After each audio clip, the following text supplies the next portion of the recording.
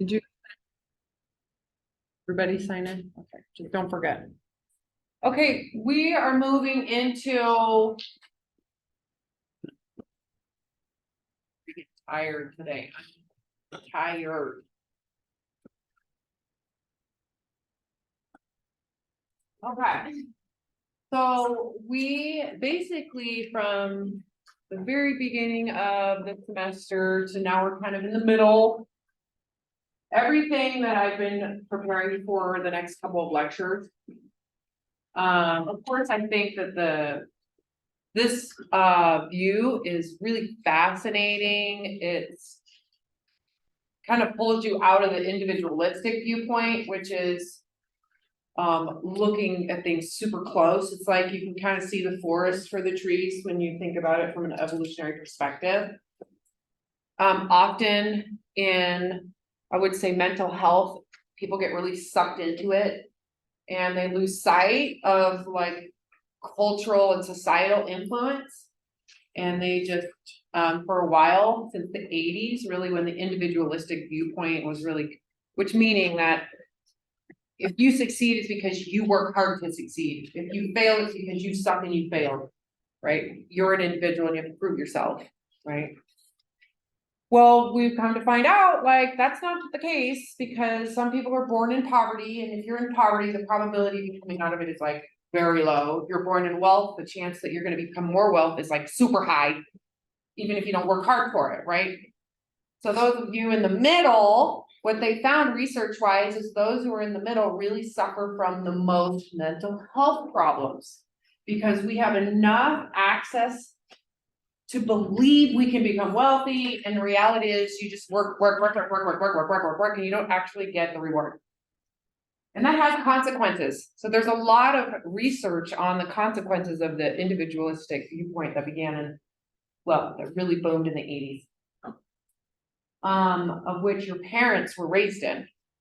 So if you didn't look good, you were seen as a bad person. If you weren't the best athlete, you were seen as not cool, right? If you're not the smartest, a very narcissistic culture and ideology. So before I go any further quickly, I want to make sure you guys understand with the homework. What you're seeking is consistent viewpoints. So when you have the automatic thought record, when you're recording it all, if you're like, oh, here's what I assumed. I assumed, I had this automatic thought. Jot down the cognitive distortion there, because there really is no column that says, what is the cognitive distortion? I wanted you to kind of pull those together. So if you have an idea of what cognitive distortion is connected to the automatic thought, that's what you're going to do. Anyways, so before I go any further, any questions about homework? You have a week. Be thoughtful, be observant. You want to know where you struggle and what maybe you need to develop. Okay. So this is a heavy topic. This week's conversation is really heavy. Suicidal ideation, addictions, like what really is the worst case scenario in terms of mental health struggles. I know I have a handful of people that weren't very close with, but I know people who were close with people that have committed suicide. I am someone who chose to commit suicide. And it's a terrible thing to be in that place. And to me, addiction is relieving of that terrible place. So it's understandable why people become obsessed, if you want to call it that, with an action or substance that can relieve the trauma of kind of living with this completely destroyed.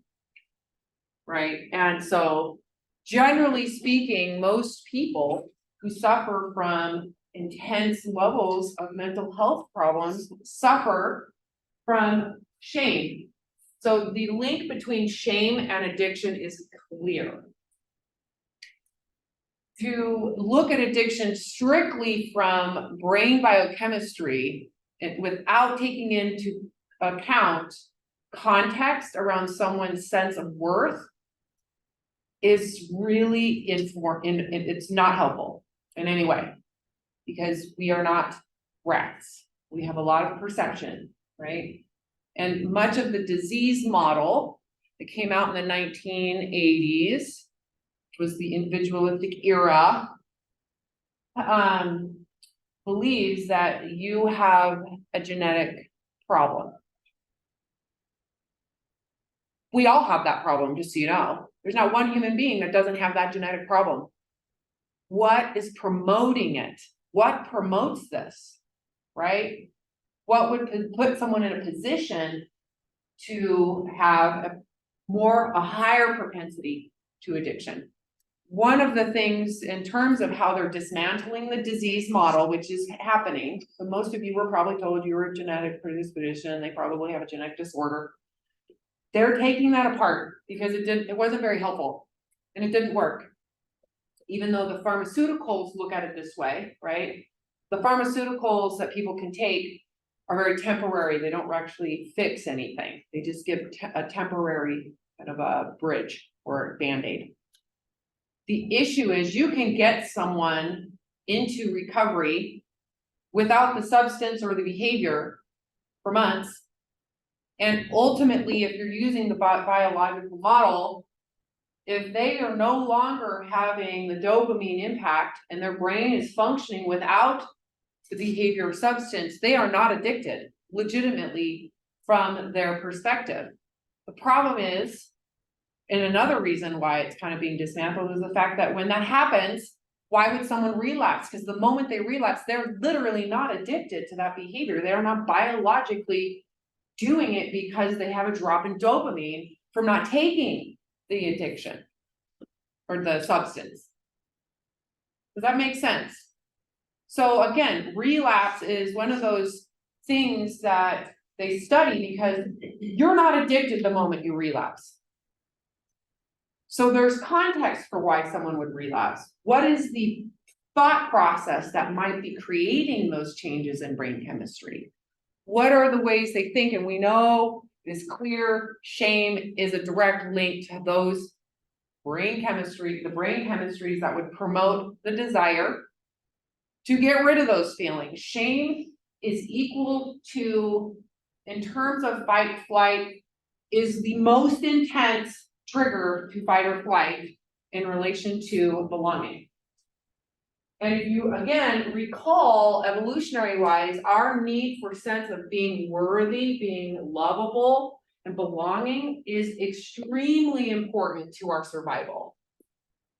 So your response to being or believing that you're worthless would be a significant biological reaction that might look like someone who is living in terror.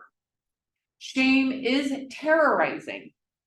You're not going to go out publicly if you live in shame. And oftentimes, you can take a substance that can make it feel like it's gone.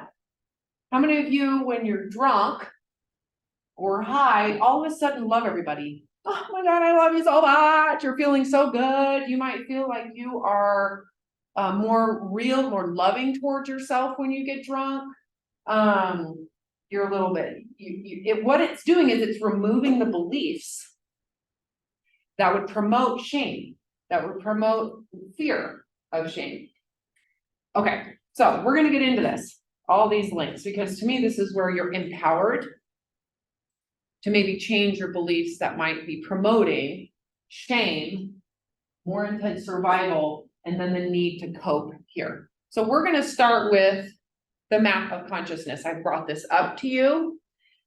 I think that this is one of my favorite maps describing how human consciousness changes depending on, again, this is highly correlated with this area, right?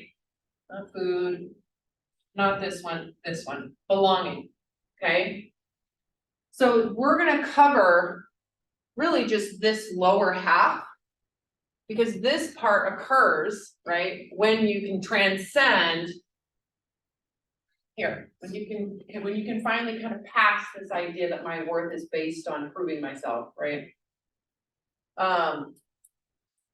What's theorized is that what the substance or the behavior of addiction does is it removes shame, gives you temporary relief from kind of the most significant trigger to abandonment, rejection, disapproval. And so you can temporarily feel this area, the same area of the brain, when they look at, you know, how the brain functions, the enlightenment area, the feelings of connectedness, love, beauty, aesthetic. You're getting, it's like saying, what the behavior drug is doing is parting the clouds. The sun is always there, right? Your consciousness level can always go up, but if you live in a state of shame, self-disgust, arrogance, narcissistic tendencies of I'm superior, which means you're also prone to I'm a horrible person, chances are you might need a substance that can help you get relief from those dualistic kind of miserable states. So you can temporarily feel what your brain would do, what it does, right? Because the drug isn't changing your brain. It's not, it's just stimulating what's already there.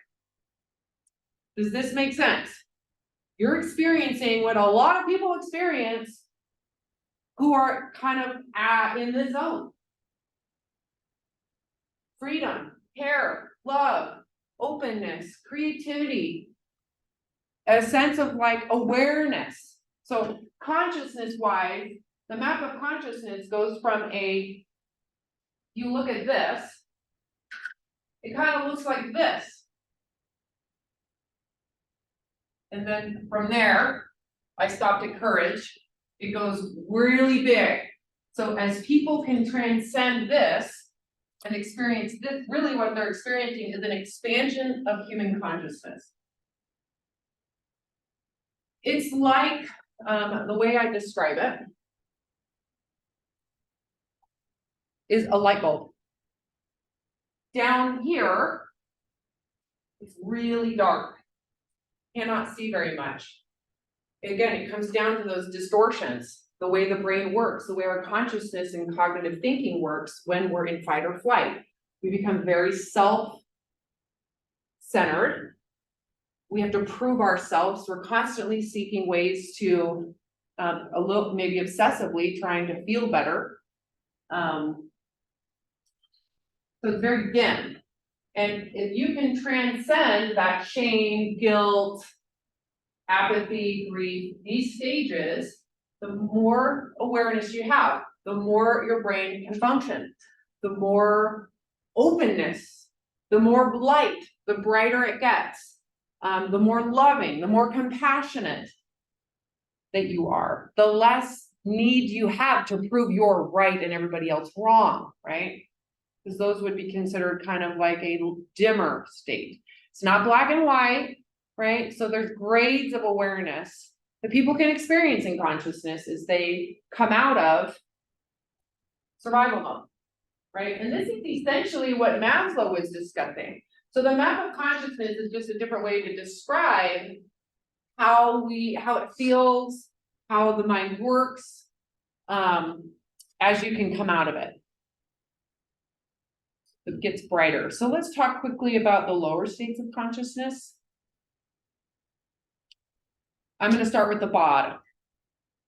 So shame is when you believe within yourself that you are worthy of abandonment, that you are by definition worthless. You inherently believe it. So there is research to show that people who have experienced stigma, meaning they're seen as disgusting and based on a cultural idea. So for example, people that are poor are stigmatized in a narcissistic, individualistic culture, right? Because your acquiring of goods makes you more superior. So if you can be judged, but if you don't believe it, it's not as impactful. It doesn't really hurt the same. Problem is when you believe it. So shame, when someone experiences shame, they believe it.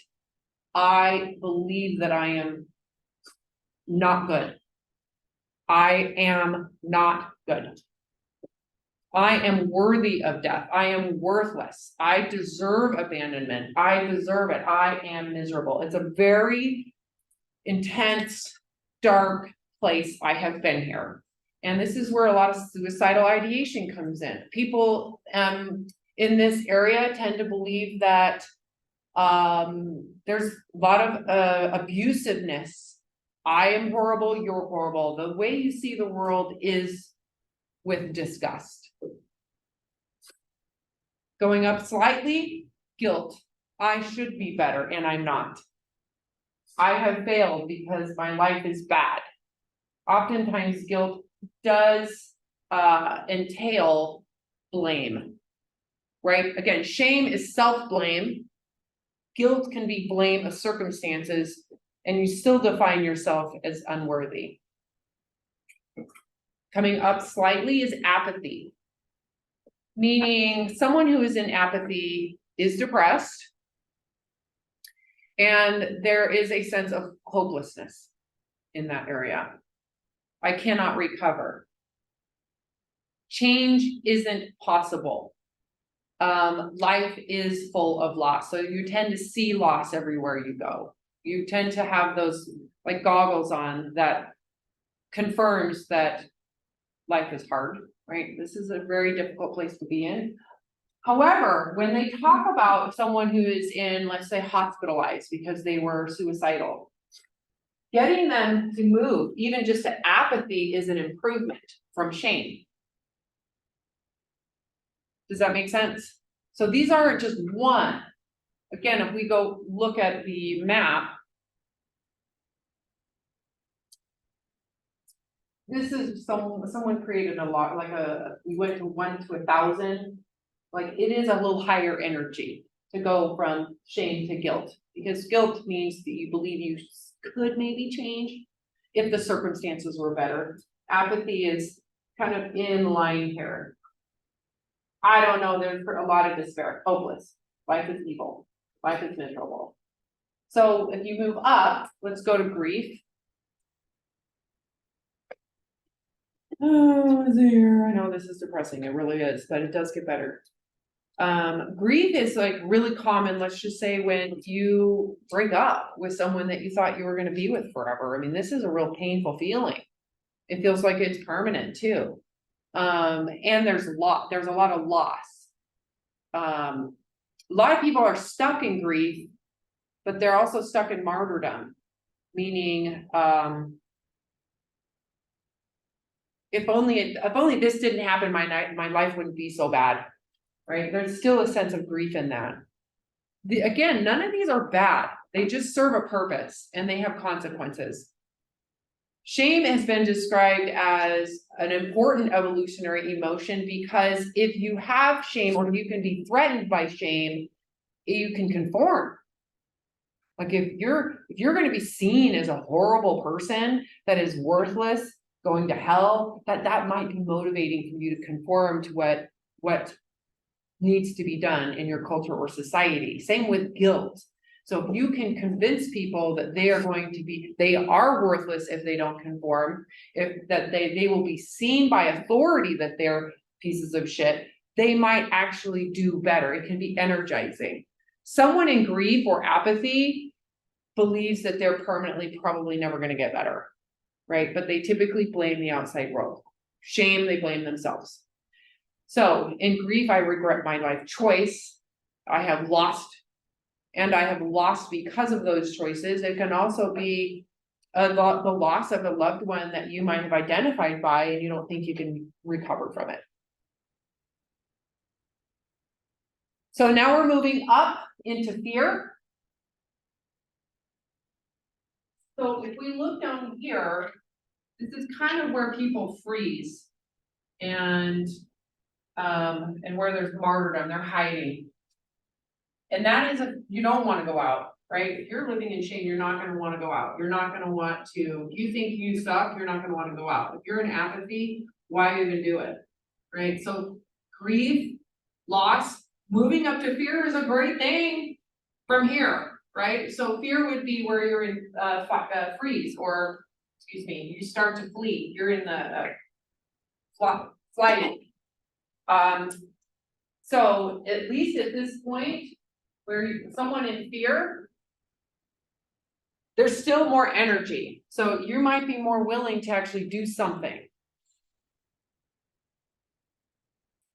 Your view of life is that it's always dangerous. I know you know people like that, or you've been in the same place. Oh, they're constantly looking for the risks. Constantly. That's like the probe, the antenna, that's like seeking out where the risks are at. And every decision they make is based on, nope, this bad thing can happen. Nope, this bad thing can happen. The entire insurance industry thrives in fear, right? And we can say there's intelligence involved with that, but they thrive on the reality that this could happen to you.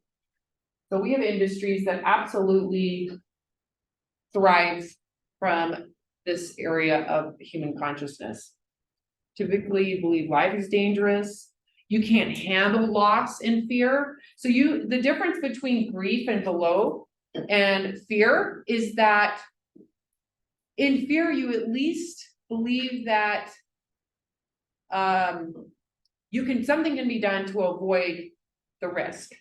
So again, there's energy and there's some hope involved in that.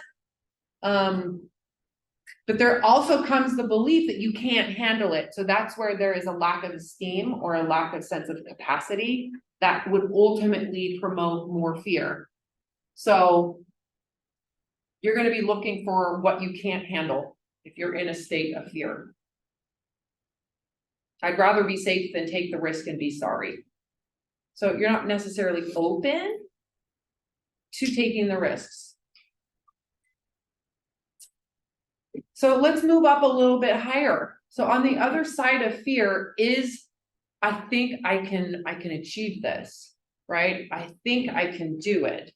Desire, I would say, is a really impactful and empowering place to be when you compare it to the other, what it feels like below, right? With desire, you have a vision and you believe you can get there. So there is this degree of esteem that comes into desire. So if we look at this, in terms of desire, you're hitting this, you're still here. You might be creeping into this zone and then this zone here, right?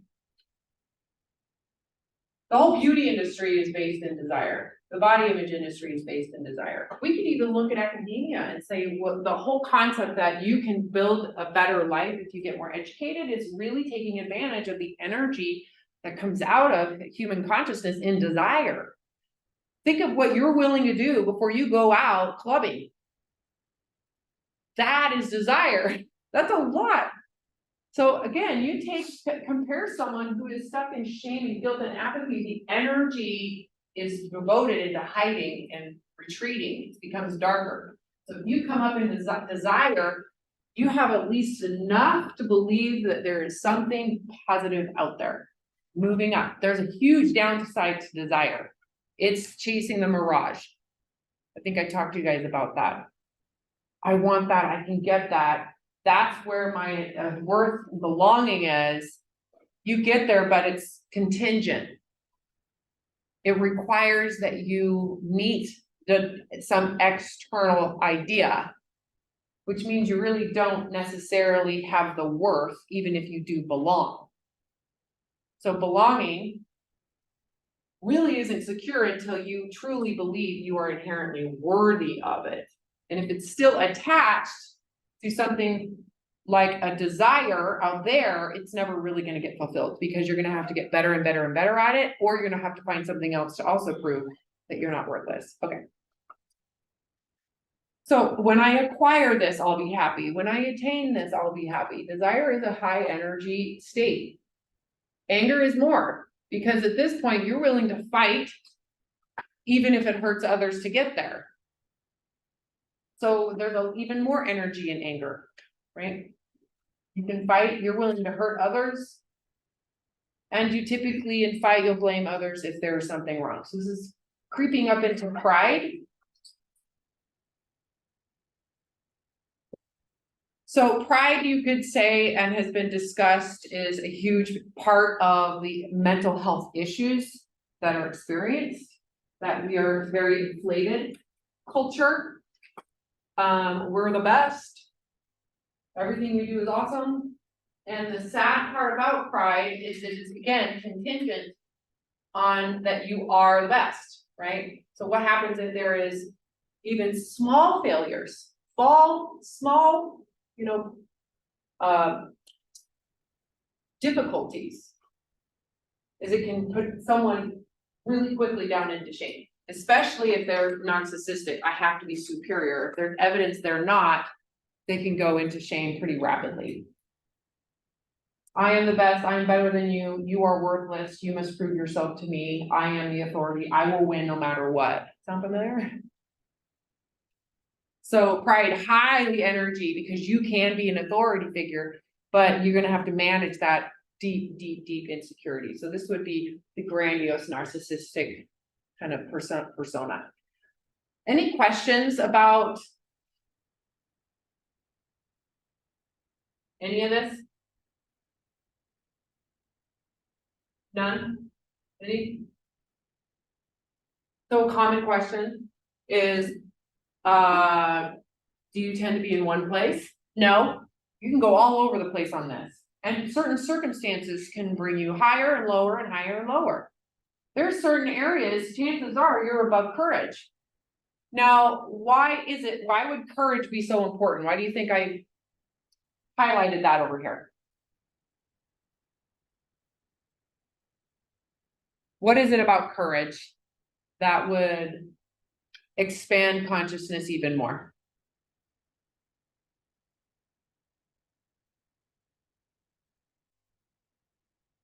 Doesn't esteem the cognitive. Why? What is it about courage?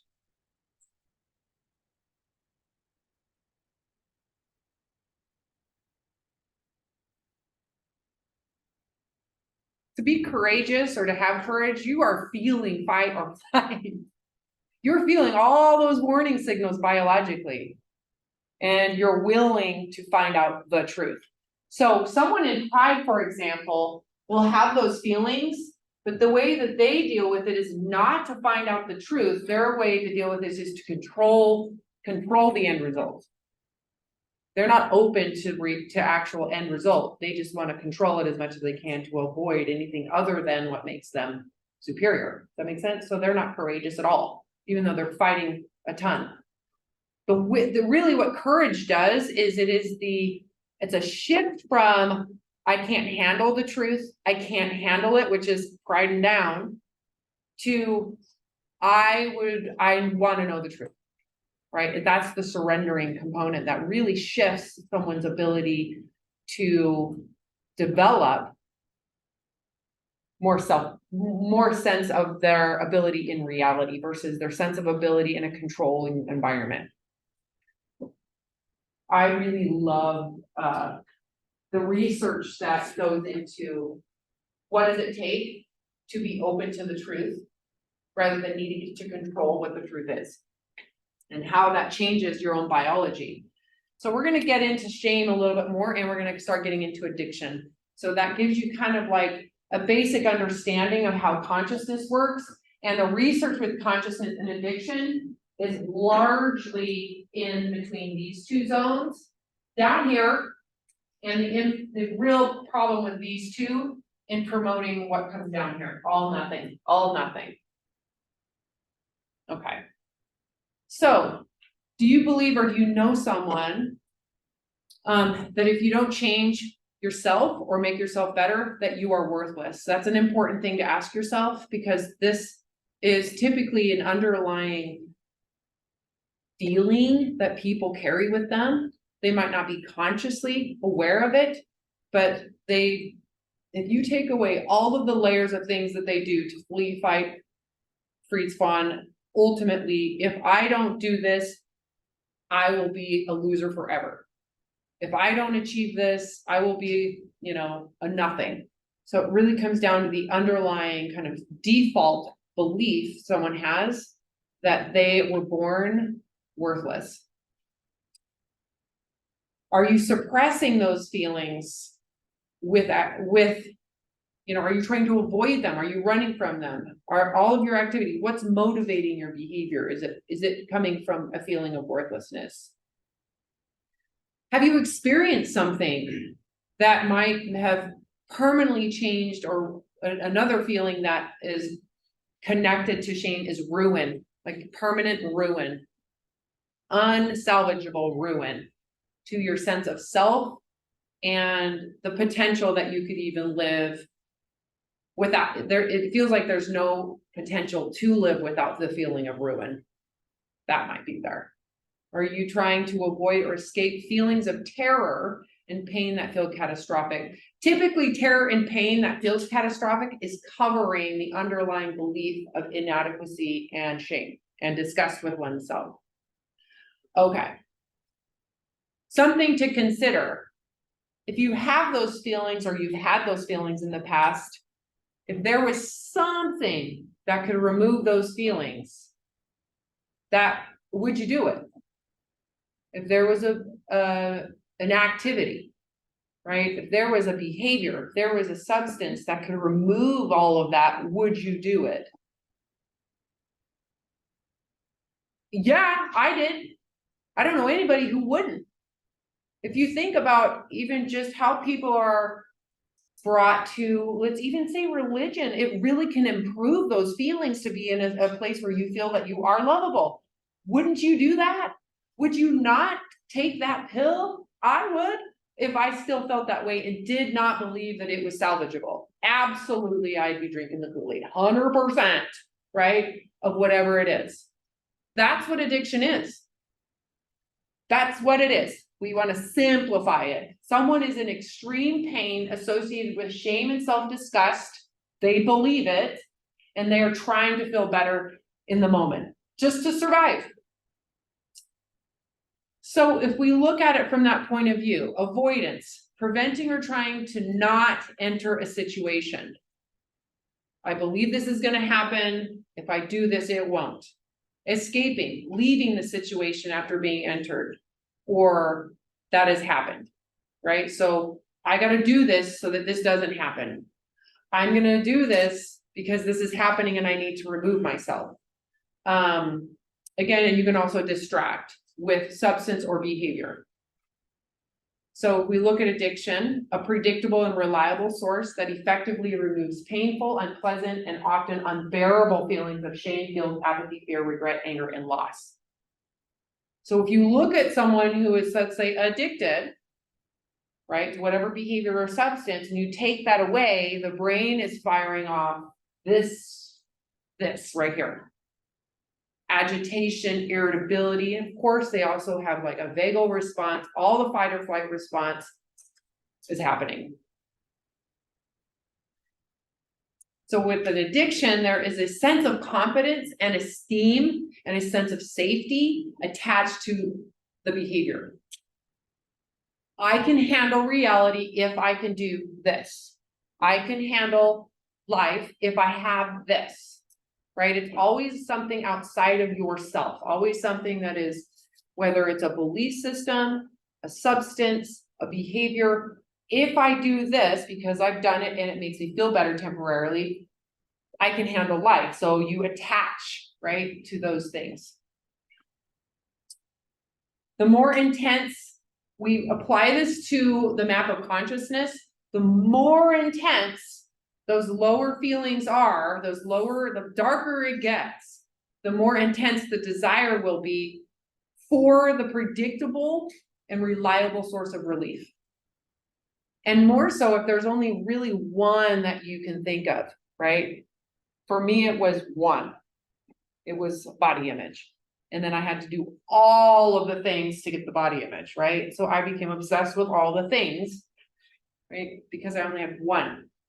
Even if you can have 5 ways to escape shame, it's going to probably turn out better for you than if you only have one. So that can change things. Still maybe doing the same thing as someone who has a 1, which makes it more obvious that they have an addiction. But let's just say I try to avoid things by reading obsessively. but I also can go exercise. But I'm gonna also handle this by vaping, and I'm gonna go shopping. I could also listen to podcasts, so you see how it spreads out. So you may not have the same detriment as someone who just has one, right? One thing, one behavior, one substance. So even if you're not getting to the underlying problem, which is shame that someone believes is they're worthy of, if you can get someone to spread the behavior out, it might actually be helpful temporarily. Does that make sense? So when it comes to addiction and consciousness, one of the things I mentioned earlier, when you think about it, is that it can seem as if the substance, for example, let's go back to the clouds and the sunlight. So if you are in that dark, dark, dark, dark place, and let's just say it's a relationship with another person. Like if I'm alone, I feel like shit, but if I can have a girlfriend or boyfriend, I feel better. Let's just use that as the behavior. It can seem like that person makes the sun shine, right? That the clouds part, and what turns the sun on is the clouds parting. So when the clouds come together, the sun dims down. Does the sun really dim when the clouds move? Okay, that's what addiction feels like though. It feels like the sun relies on this to shine. If I have this, then I can turn the sun on, and if I don't have it, the sun turns off. That's the confusion with the disease model. So this is a theory that I personally love, and the people I've worked with are like, holy shit, you're right. I don't need the clouds can be there and I can still know the sun is shining. Right? So my life can have hardship, I can have loss, I can feel grief, but there is sun that's constantly shining, right? Anyways, so the illusion is when you take a substance, that substance is what's creating the sunlight, turning the sun up and down. No, the sun's always there. What the substance and behavior is doing is removing the belief systems, and those are the clouds. The belief systems in place that would promote shame and disgust for yourself are getting turned down. And then really consciousness is always there. Very fascinating. So Dr. David Hawkins, who's the primary theorist on the map of consciousness, he theorized this addiction is simply removing the beliefs about one's worth and capacity to handle hardship that result in shame, guilt, loss, apathy, fear, desire, anger, pride. Let me tell you something about Dr. Hawkins, because this is his work that I'm teaching you. He worked in addiction, and he specifically worked with people who had the most radical forms of mental and psychological disease and disorder. And he was also, so he's a PhD and a doctor. He was a psychologist, psychiatrist, and this is all he did was study consciousness. And he worked with people from all over the world. He had the largest practice in the United States for decades in New York. And so he studied, like, what is it that's, these incredible disorders where people go mute, largely attributed to shame. So he created this map and realized if we can get people to recognize consciousness-wise, they don't need to have the substance, they just need to develop a sense of capacity and worth, they can access these levels of awareness without medicine. And chances are medicine doesn't do this, but I do know the research in psilocybin and other hallucinogens can help with that with appropriate guidance. So that's where a lot of the studies are today, with different modalities for people to be more aware and to change their sense of awareness versus just to change the chemicals in their brain, right? Okay. So college students. This actually is old. This is like 6 years old. I think this number might be different today. 5.3% of college students report having abused prescription painkillers, such as codeine, Vicodin, OxyContin in the past year. I mean, if we add binge drinking, just trying to get obliterated, this number is probably a lot higher. And it's not just for entertainment, it's probably to feel better. about feeling like shit. Okay, so we're gonna listen to Dr. Gaber Mate. Have we listened to him? Have I had you guys? I think I did. Okay. His work is phenomenal. Let's just go. How much time do we have? Okay.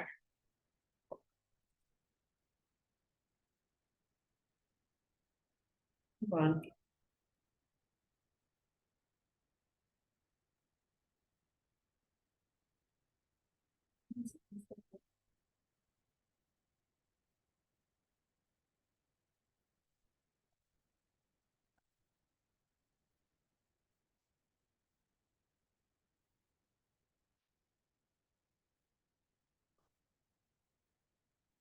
Why do you, does someone know why this wouldn't be working, buddy?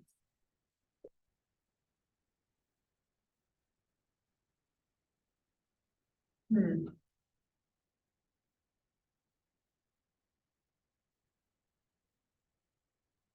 1 second.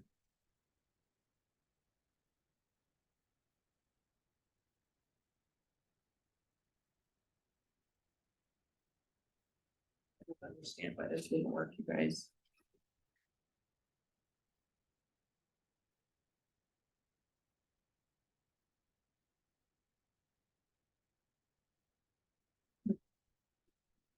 What I might do is put it on my phone.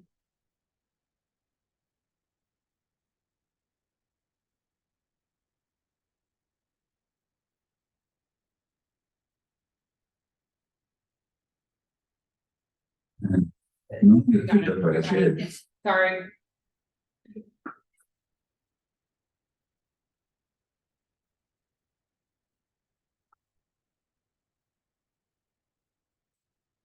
Any questions before I start this, you guys? You guys heard of the map of consciousness? It's pretty awesome work. Okay, so we're gonna speed it up a little bit, 'cause you know how I work around here. So much of the connection of addiction and pain is related to early childhood experiences, those formative years where we are still developing our sense of who we are. So it's natural that we develop it by attaching to the people that are around us. So if our parents are in pain, as they're in stress, as you shared with your story, your mother not even knowing she was going to survive, having to give you two family members, and you even talking about her calling the doctor and saying, you know, my son just keeps on crying, like we need to do something. And he's like, all my Jewish baby patients are crying. They're all crying right now. Yes, this is right after the Nazis got people like under all the Jewish babies were crying, and you can generalize this, you know. In any situation where parents are stressed or under or struggling and afraid, the energy is picked up by the kid. And not only is it picked up by the kid thinks about themselves, but sometimes their fault. So some people grow up with a kind of guilt. They don't even realize what the source of it is. And the source of the guilt is that they didn't make their parents happy. They couldn't have made them happy. It wasn't their job. But as children, we take this on automatically. And so that a huge source of shame and guilt in this world. People say, as addicted people, of course I'm ashamed. No, you were ashamed before you were addicted. One preceded the other. So shame preceded the addiction. And but this is true not only for addiction, but all kinds of conditions, all kinds of illnesses, as I've written in my other books. So that our self-concept develops in interaction with our parents, and children are narcissistic. And that, I don't mean that as a negative statement. I mean, in the genuine meaning of the word, they think it's all about them. So taking account of the spiritual teacher, I'm sure you know of, he said that the Buddhist teacher, he said that the biggest gift parents can give their kids is their own happiness. And the reason for that is, children are narcissistic. If my parents are happy, oh, I must be a great guy. I'm a pretty good person. I'm sweet, lovable. Hey, aren't I just wonderful? But if my parents are stressed and unhappy, guess whose fault it is? If they get divorced, guess whose fault it is? On the unconscious level, it's about me, it's my fault. My mother was unhappy, it was my fault. Not that it really was, but that's what the child perceives it. And so that sense of shame and failure and guilt, it perceives everything. And it's got nothing to do with who you are and what you've done or haven't done. I love, and he's not the only one, but he's just bringing up research around how we as children, because there are those stages of narcissism where we're seeking a sense of being special and the importance of that interacting with our parents, that they validate, right? But let's just say your parent or one of your parents or both of your parents are stuck in their own survival. And they don't have their own sense of belonging, and they don't have their own sense of self and their own sense of worth.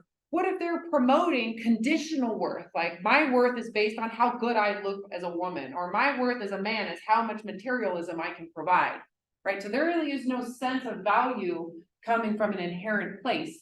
You're raised in that as a child, and let's just say your parents have a hard time or they're arguing, a child will assume I must have done something wrong. There must be something wrong with me. If they don't get enough validation in a non-conditional way, it can really turn around in the child's mind.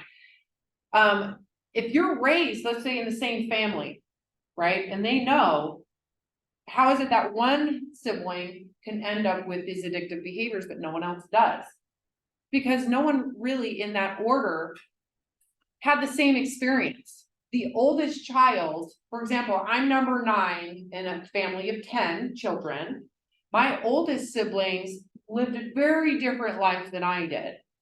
Same parents, but my parents in that 12 and a half years had so much change occur. I didn't move half as much. My dad was in the Air Force, and I didn't move half as much. He retired when I was in high school.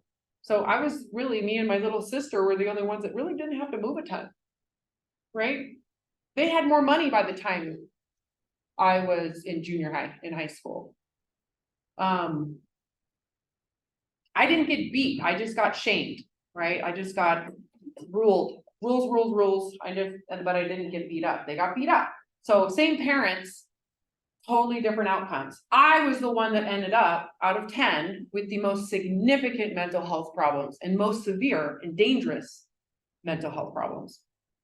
And I didn't have anything, I would say it doesn't have to, again, be something hugely traumatic. It can be something as simple as, I don't feel valued. I don't feel loved in my own family. I don't feel like I'm worth it. I don't think I'm worth anything. I'm failing what everybody's doing successfully in my family. I must be a piece of shit. It doesn't necessarily have to be something really traumatic.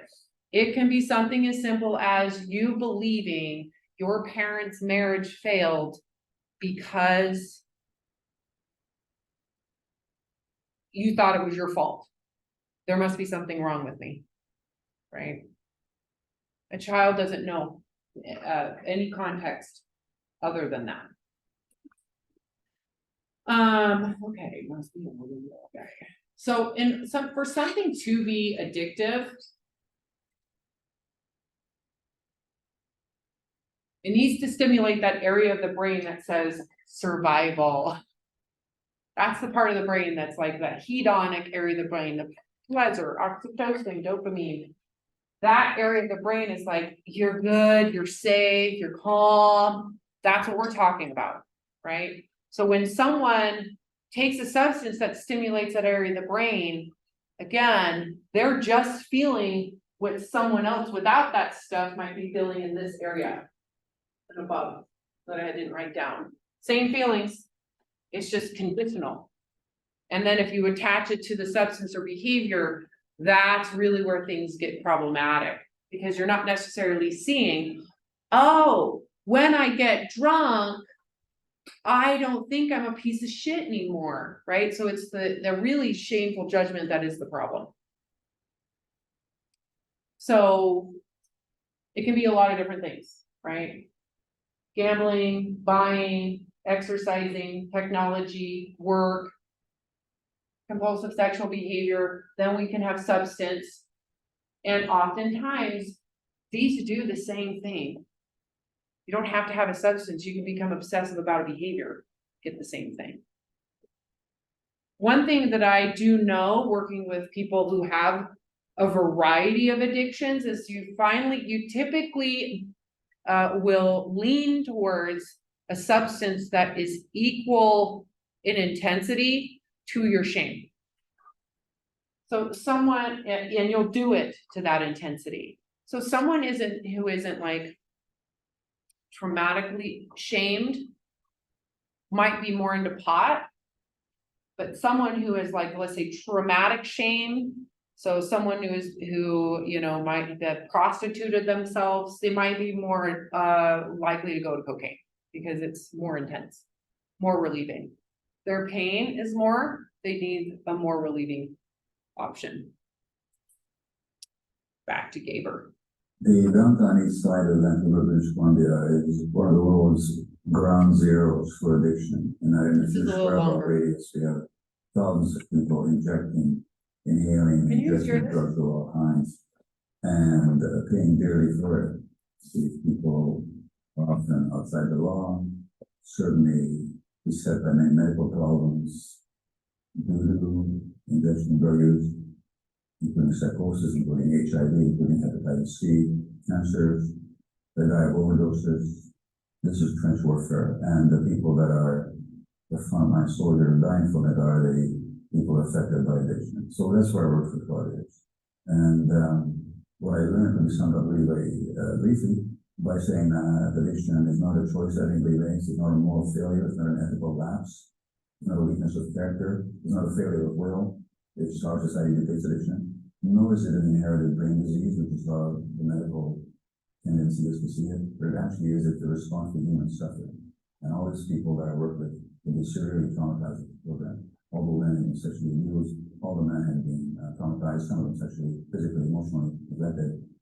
And not only is that my perspective, it's also what the scientific and research literature shows. So addiction then is actually, rather than being a disease as such or being a choice, it actually is, it's an attempt to escape suffering temporarily.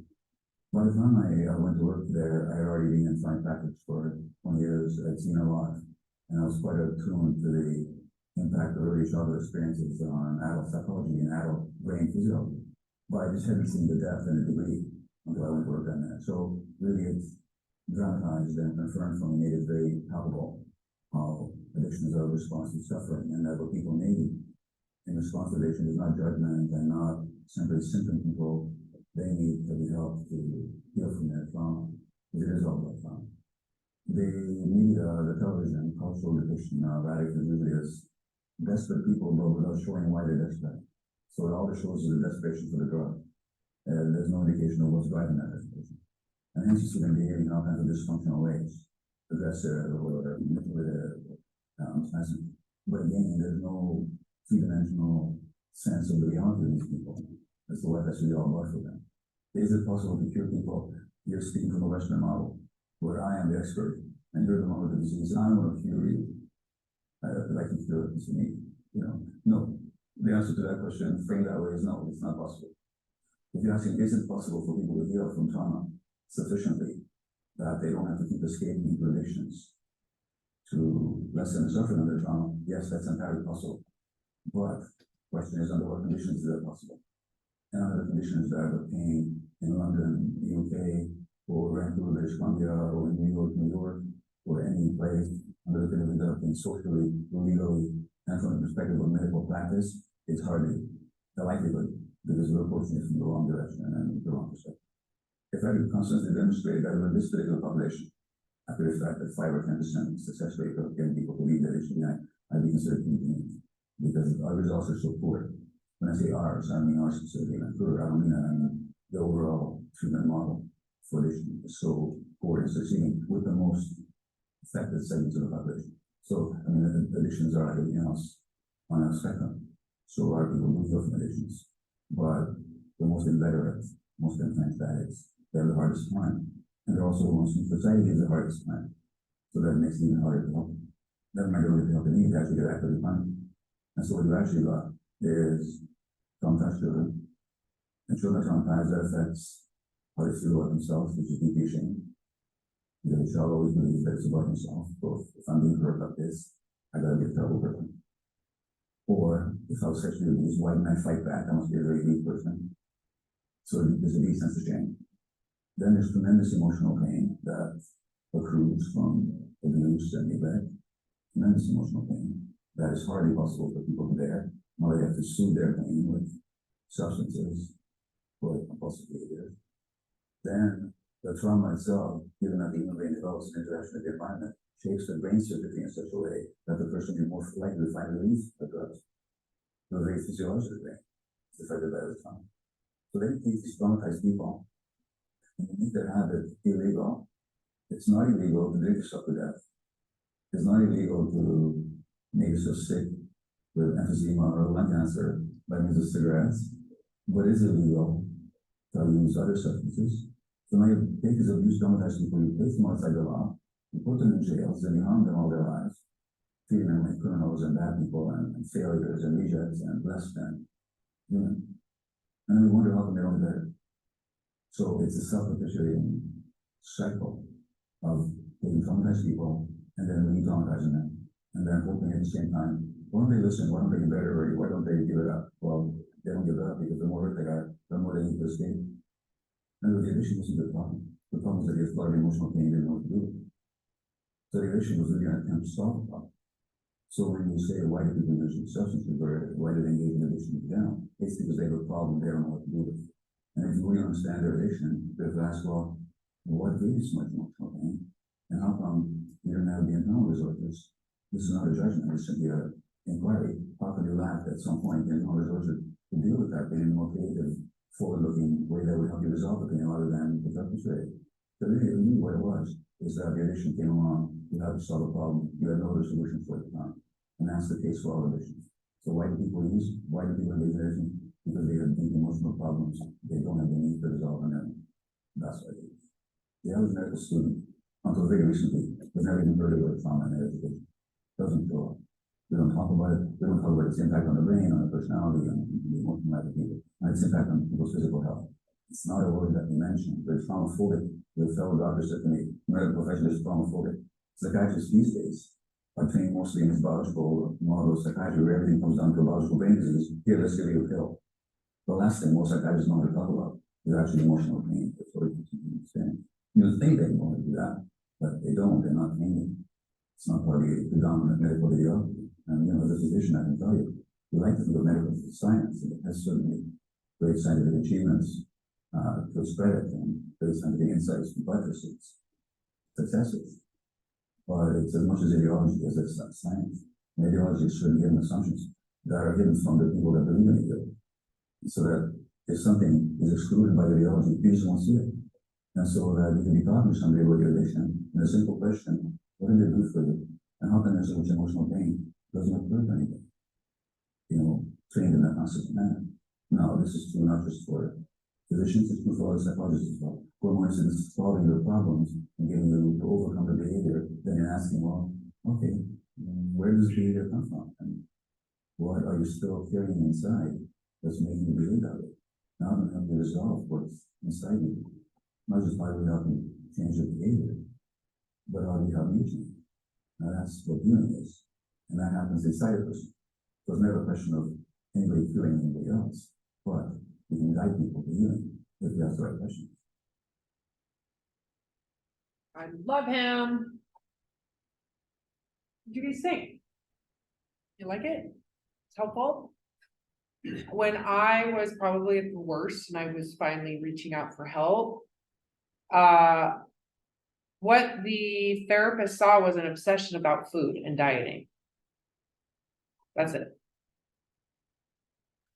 For some reason, she's obsessed with food and dieting and measuring her body fat. She must have an eating disorder. It's an eating disorder. That's all they could see. And of course, I don't want to make or demonize the person that truly wanted to help me. But how can they help if they don't have their own experience of this type of pain to see, oh, this is what's happening? The only way I actually completely, recovered and completely healed, I'm not a disease or disorder, I have nothing associated with that, is the fact that I looked at my pain and questioned my beliefs and the source, right? And then you could say addictive behavioral problem disappeared because I was no longer suffering and in pain from the heart, from the soul, from my own sense of worth. Right? Anywho, keep on going. I really love his work, and it's not just his work, he is simply, describing research that's out there. So very quickly, because I want to get into in the last 15 minutes, the actual other side of, if you can look at addiction from the pain side, which is highly correlated to shame and self-disgust and the belief that someone is unworthy of love, permanently damaged, irreparably damaged as a soul, as a person, then you can see that there are solutions the other way. Let's see. Inability to perceive the behavior as self-destructive. Oh, and the inability to abstain. Okay, so let's just look at this really quick. I do have to go over these. This is part of the curriculum. So with addiction, there's an inability to abstain. What for me, if I were to describe this, it feels like if I didn't behave this way, an extreme degree of terror arose. I know you've heard this before. It feels like the Grim Reaper is literally coming at you. And if you don't use the substance, do the behavior, it feels like you're going to get dismembered. So it's again, a biological fight or flight response. And you don't know where it's coming from, right? But you do know where to go, and it makes it go away temporarily, right? Even if there's destruction, when you go to that substance, even if you know this is going to hurt someone else, there is a comparison of the consequence. Either I face the Grim Reaper and the terror that feels like I will get dismembered and literally obliterated into nothingness, or I steal from my own friend that I know I can pay her back to go get the food that I need to binge on so I can puke and then go work out to make sure that I can feel better about all the things. Which one? I chose the other one, right? Characteristics of addiction: compulsions, obsessions, excessive preoccupation. I studied books. I studied nutrition books. I studied fat metabolism. I studied I was obsessed with recipes, right? For someone who's, let's say, addicted to porn, they're going to be hoarding, hiding, looking at their schedule. How can they get away with it? When can they be alone? Fear and terror can precede the compulsions. Okay. Loss of control, inability to predict reliably whether any isolated occurrence of the behavior will be healthy or damaging. You just do it because it keeps you alive. That's what it feels like. Even if there's negative consequences, the illusion is that you'll fix it later. So you do develop a tolerance, right? And this is where the biological model of disease showed up, is that your brain adapts, right? And so you develop a tolerance, which means you need more.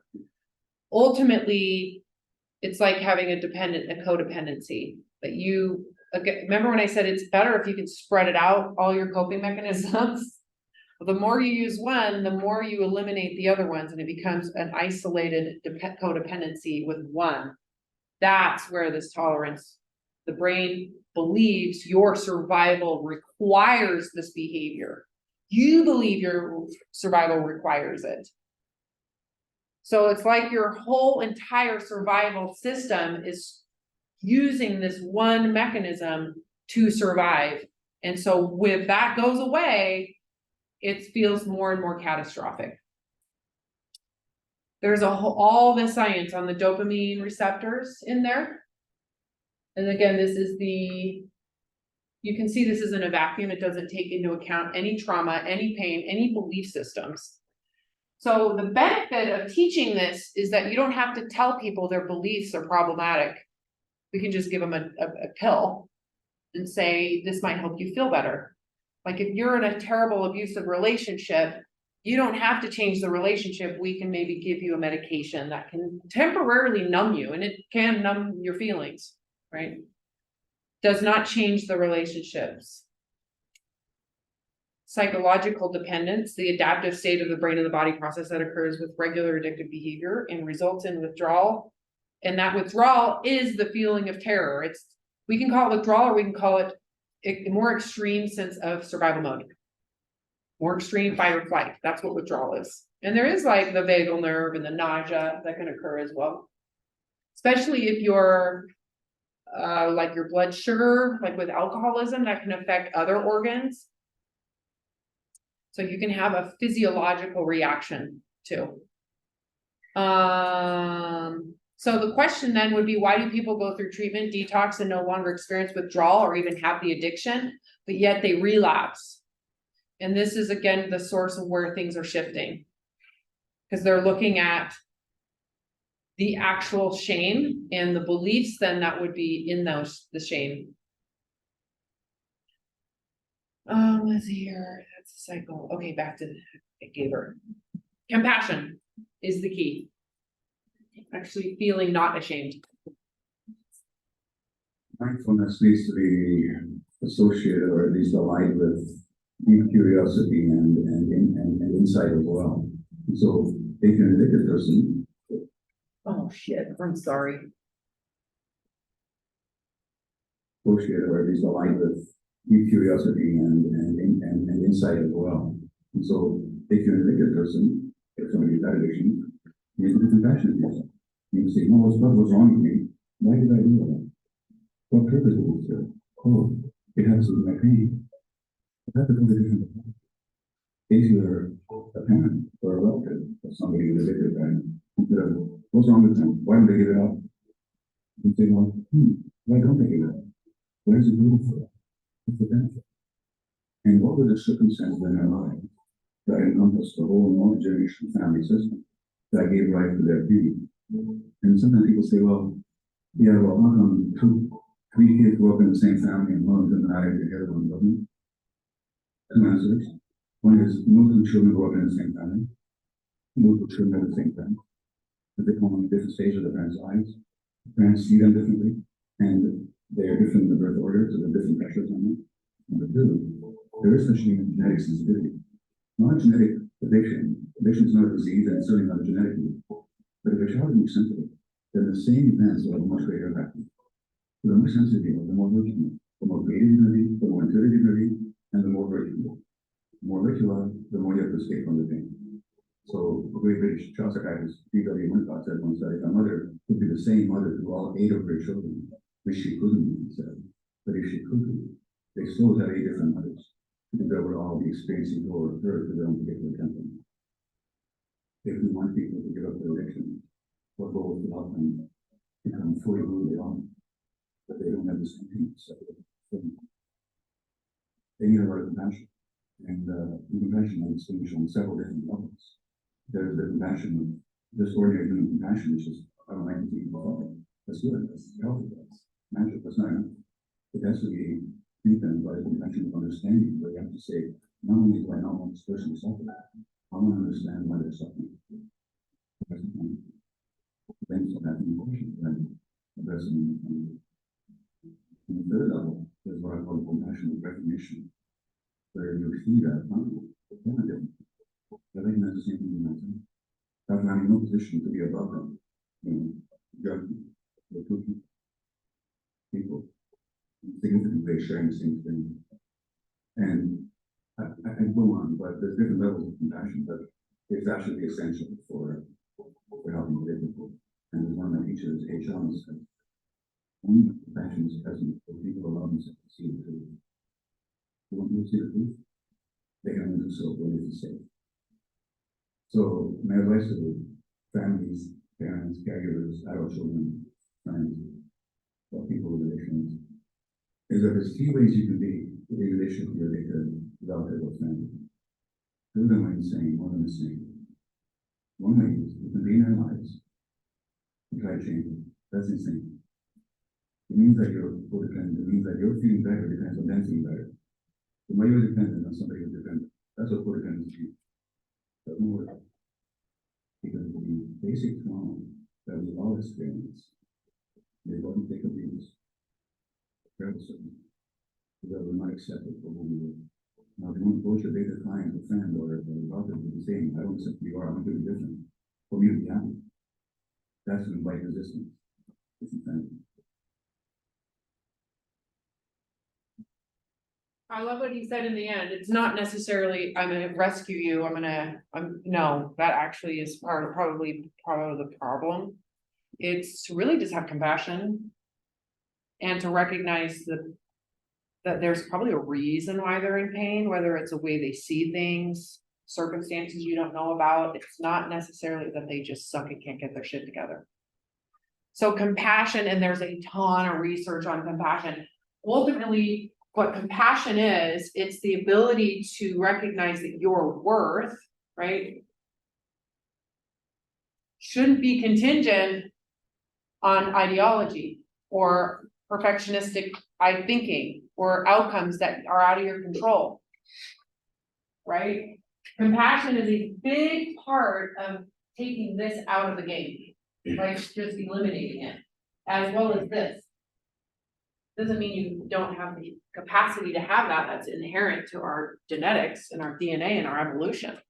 But having compassion means that you don't believe that your worth is less because you made a mistake, or that you harmed someone unawareingly, or that you made decisions that harmed someone, even if you're aware of it because of your behavior. So having self-compassion literally takes the contingencies out, allows you to forgive, and actually not even forgive, because I think forgiveness oftentimes has a contingency to it. It's really just recognizing both the vulnerability of human innocence, right? There is a degree of innocence in the fact that we don't know what we don't know. A child innocently takes in perspectives from a child's viewpoint that might be impacting someone's sense of worth up into their 50s and 60s and 70s, right? So having compassion is kind of a way to reverse times in your life you've been defined by shame, other people's judgment, or your own personal judgment. It's a form of self-acceptance that I think is so important. It's not this person will accept me, or this belief will accept. It's I accept the fact that I know personally I'm not a bad, horrible human being. I don't have those intentions or integrity. So it kind of gets you back to the original self that I've been talking to you about. You go to your original self, there was no maliciousness. No one here was born to be malicious. That happens because you reason, rationalize, and justify, right? So we're going to move into this area of self-compassion moving forward. Before we stop, any questions about homework? Looking at your own cognitive distortions. Okay. I'll see you on Wednesday.